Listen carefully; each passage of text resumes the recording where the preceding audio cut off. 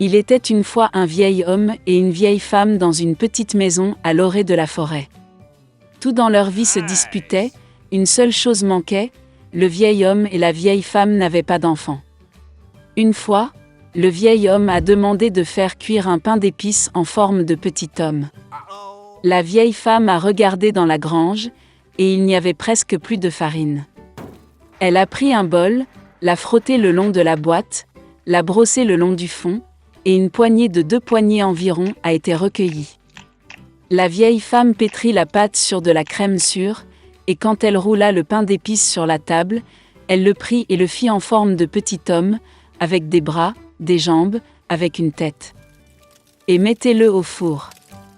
Au bout d'un moment, la vieille femme vint voir si le pain d'épices était cuit, le prit et le mit sur la fenêtre pour qu'il refroidisse. L'homme en pain d'épices s'est refroidi, s'est allongé, s'est couché, mais s'est soudainement levé, et a couru aussi vite que possible hors de la maison, de la fenêtre au banc, du banc au sol, à travers le sol et aux portes, a sauté par-dessus le seuil du porche à la cour, de la cour à la porte, de plus en plus loin. La vieille femme appela son mari, et ils se précipitèrent tous les deux après lui. Mais ce n'est pas si facile d'attraper le bonhomme en pain d'épices. Maintenant, il a déjà atteint le champ où les paysans battaient leur récolte. Passant en courant, le bonhomme en pain d'épices leur a crié qu'il avait déjà fui la vieille et le vieil homme, et qu'il les fuirait facilement aussi. Les paysans l'ont entendu et ont couru après lui. Mais, peu importe la vitesse à laquelle il courait, il ne pouvait pas le rattraper. Un bonhomme en pain d'épices a couru jusqu'au champ où les tondeuses tondaient l'herbe. Passant en courant, il leur a crié qu'il s'était déjà enfui de la vieille femme, du vieillard et des paysans, et il les fuirait facilement aussi. Les tondeuses ne pouvaient pas supporter un tel ridicule, tout le monde se précipita après le bonhomme en pain d'épices. Ils courent aussi vite qu'ils le peuvent, mais ils ne peuvent pas rattraper.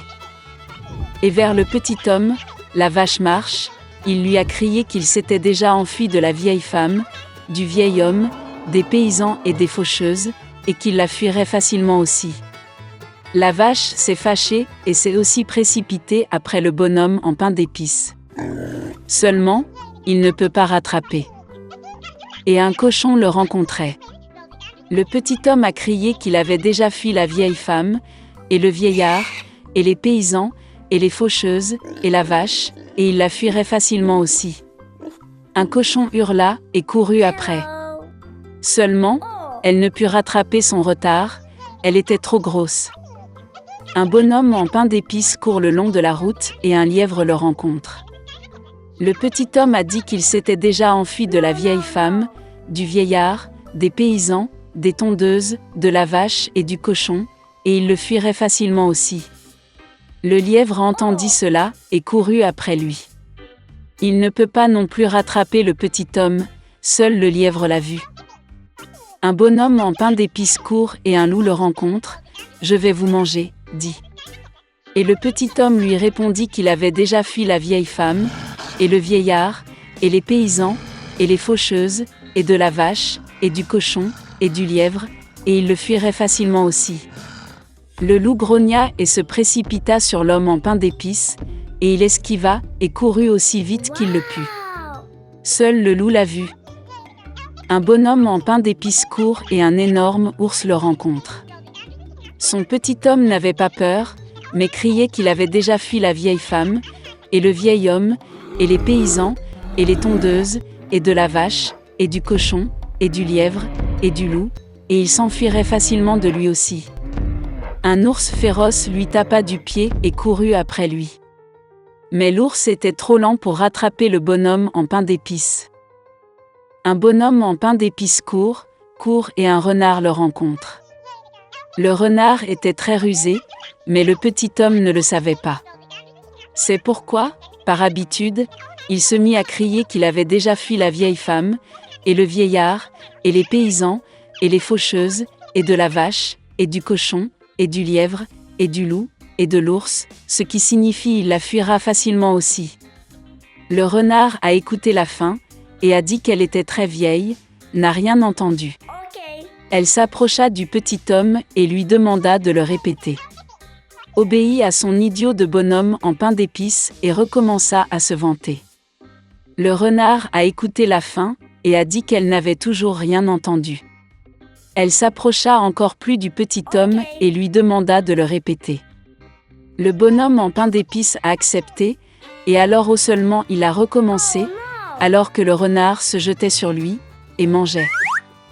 Et le bonhomme en pain d'épices ne se vantait plus. Le vieux monsieur Scrooge n'avait depuis longtemps aimé rien ni personne d'autre que son propre argent. Il ne comprenait pas la joie que Noël et le nouvel an apportaient aux autres.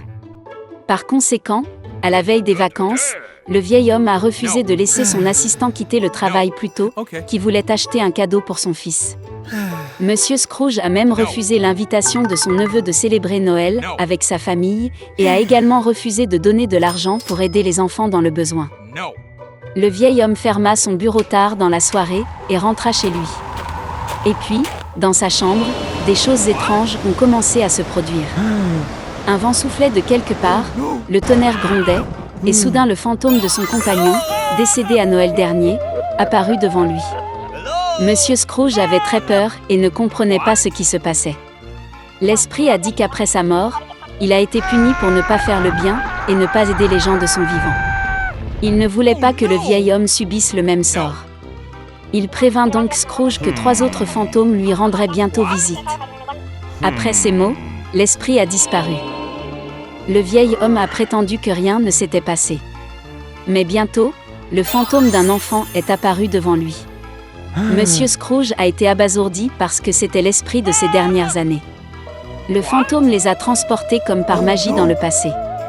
Le vieil homme se voyait comme un petit garçon dans la ville où il est né et a grandi. Il décorait le sapin de Noël et il s'est beaucoup amusé. Puis Monsieur Scrooge s'est vu dans sa jeunesse, le jour où, plein de joie et d'espoir, il a proposé à sa bien-aimée. Après cela, le vieil homme s'est vu mûrir. Sa femme pleurait et il ne pouvait pas comprendre pourquoi elle avait décidé de se séparer de lui. Le fait est que Scrooge ne faisait plus attention à elle, mais ne pensait qu'à l'argent. Le vieil homme ne pouvait pas le regarder lui-même de côté et demanda au fantôme de le renvoyer.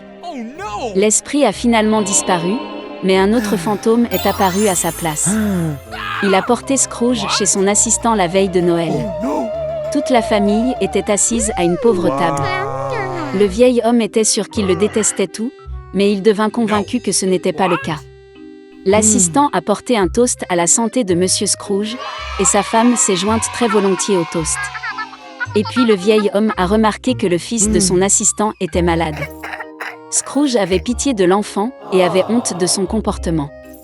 Puis le fantôme emmena le vieil homme dans la maison de son neveu. Toute sa famille était heureuse des vacances. Plus important encore, ils ont laissé un siège à la table pour Monsieur Scrooge. Le vieil homme ne s'attendait pas à voir ça, il pensait toujours que toute la famille le détestait. Finalement, le fantôme a disparu, mais l'esprit des années futures est apparu à la place. Il a amené Monsieur Scrooge à ses propres funérailles. Tout le monde a dit que c'était devenu plus facile pour eux lorsque le vieil homme mourut enfin. Ce n'est qu'alors qu'il s'est rendu compte que de toute sa vie, il n'avait apporté de bien à personne. Puis Scrooge vit son assistant porter des fleurs sur la tombe de son fils. Le vieil homme ne pouvait plus le regarder et demanda au fantôme de le ramener. Le 3e esprit a disparu et Scrooge était de retour à la maison. Le vieil homme a finalement décidé de changer pour le mieux. Heureusement, il a constaté que le temps avait reculé de quelques heures.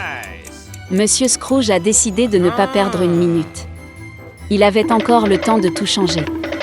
Le vieil homme était sincèrement heureux de l'approche de Noël. Il a envoyé la dinde la plus chère et la plus grasse à la maison de son assistant. Scrooge a ensuite envoyé un cadeau au fils de l'aide et a fait don d'une énorme somme d'argent à une association caritative. Après cela, le vieil homme est allé fêter Noël avec son neveu, où toute la famille l'a accueilli. Le lendemain, lorsque l'assistant de Scrooge est venu travailler, il a augmenté son salaire. Pour son fils, le vieil homme est devenu parrain. Monsieur Scrooge a donné au garçon le meilleur traitement possible et il a continué à mener une vie saine. Depuis lors, le vieil homme radin est devenu la personne la plus gentille et la plus généreuse de la ville, et à gagner l'amour et le respect universel.